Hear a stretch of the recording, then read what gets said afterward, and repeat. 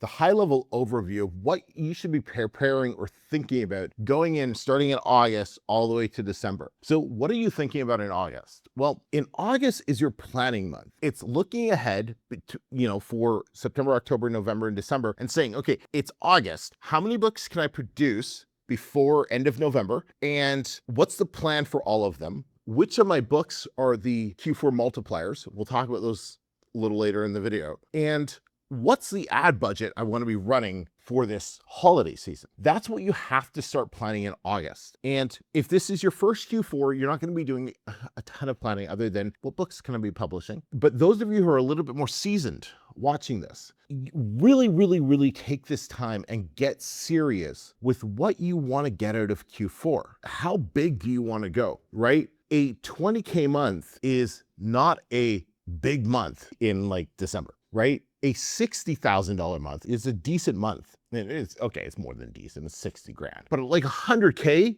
in December is a big December, right? That's a big month. So I want you to really expand your thinking of what's possible, because when you go into Q4 using different strategies that you took the time to plan way back early August, it changes your entire outcome over the next few months. So August is planning. That brings us to September, okay? September is publishing. September is when we start publishing the new books. We get the listings optimized. We start the review strategies that we're going to be doing, and we start running the bulk of our ads. That's all of what September should be using all of your time for. October, optimization. That's it. We are now getting all the data back from those early ads that just started. We're making any tweaks we have to make to the cover, to the A+, to the description, adding new campaigns. We're killing off current campaigns that are just not working. And we're doing all of those type of tweaks in October. And then November, December, it's really just riding the wave. November's a lot about just, okay, now that competition is really increasing, so we're tweaking our ads, we're raising our budgets, right? Raising our bids, raising our placements